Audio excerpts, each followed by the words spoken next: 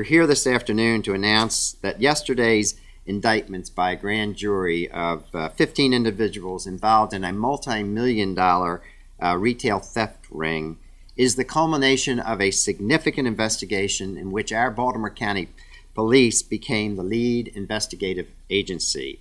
And I'm joined by people you're going to hear from. I also want to recognize Lee Petter, who is here representing Councilman Joe Bartenfelder, and that was one of the areas that was involved in connection. The area that Joe represents is one of the areas that was actually involved in this incident.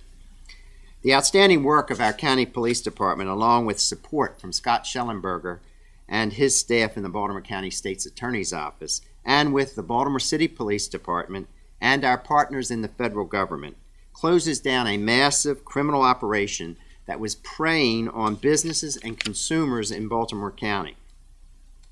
In Baltimore County, we understand that public safety is the foundation upon which all else that government does is built. People must be safe in their homes and their neighborhoods, where they work and where they shop.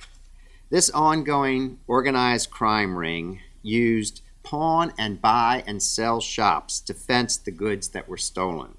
This type of criminal activity represents a real threat to businesses and the people who work there.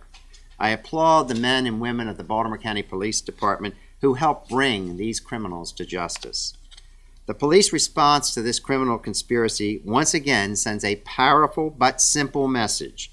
Criminals are not welcome in Baltimore County, and crime will not be tolerated here. If you commit a crime in Baltimore County, you will be arrested, you will be prosecuted, and you will go to jail.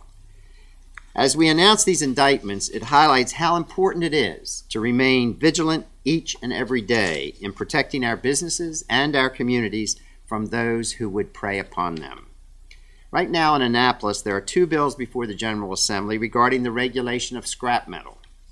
One of those bills would undermine the serious scrap metal legislation already passed by Baltimore County and Baltimore City and replace it with a much weaker state legislation which preempts the already strong regulations now on the books in the city and the county. Passage of that bill would ensure business as usual for those seeking to fence stolen goods. The other bill, introduced by Baltimore City Delegate Brian McHale, is modeled on the city and county legislation and actually allows local jurisdictions to enact even stricter requirements if they so choose. We should all fight for the passage of Delegate McHale's scrap metal legislation to give the people of this state and legitimate businesses the protection they need. This week's indictments show just how important it is that the state legislature enact real scrap metal reform and not simply something that is reform in name only. This week's indictments are a significant achievement for the people of Baltimore County. As I often say, our greatest accomplishments are usually the result of partnership, and this is no exception. I thank the United States Attorney for the District of Maryland, Rod Rosenstein, and all of our federal partners for their outstanding work and cooperation in this case. It is an example of just how effective law enforcement can be when local and federal law enforcement work in concert. I also thank Baltimore County State's Attorney Scott Shellenberger and his entire office for their support in this case, and for all their hard work every day in ensuring that criminals in Baltimore County are taken off the streets.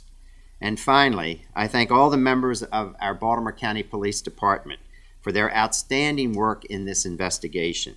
This case would not have been broken without their involvement. Now it's my pleasure to introduce an outstanding police officer who has always led by example and who has done a remarkable job in bringing crime in Baltimore County to historic lows. The individual who was in the forefront of this investigation, and that's our own police chief, Jim Johnson. Jim? Well, thank you, County Executive, and good afternoon.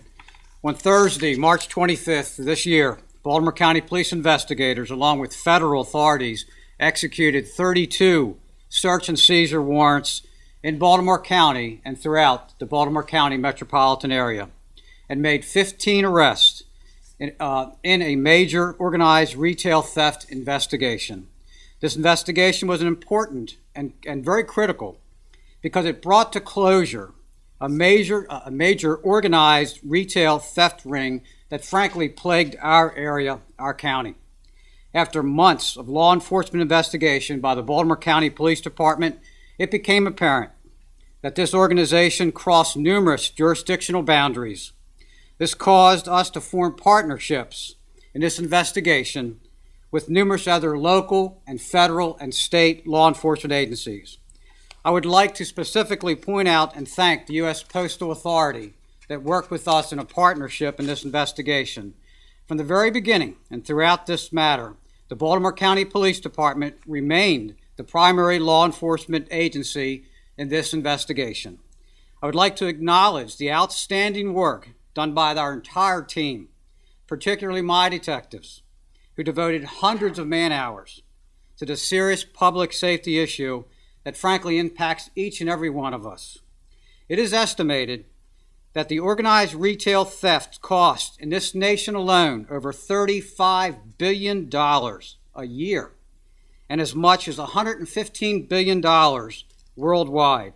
This case not only has local and national implications, it arguably has global implications as well. As a result of this investigation, we seized extremely large quantities of retail products and merchandise. The suspects in this investigation had illegally acquired massive quantities of retail items from numerous local and national retail stores and outlets across our region. It is estimated that this ring had been responsible for more than $20 million in retail theft. It should also be noted that the suspects in this investigation conspired to launder the proceeds from their operation.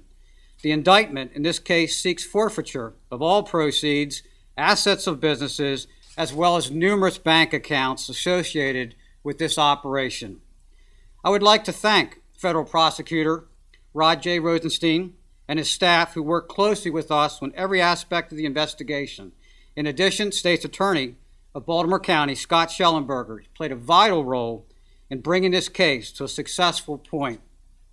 Additional details will emerge in the next several weeks and months ahead as this case moves forward in the federal court system. Thank you. At this time, I would like to call Baltimore County State's Attorney Scott Shellenberger to make a few comments.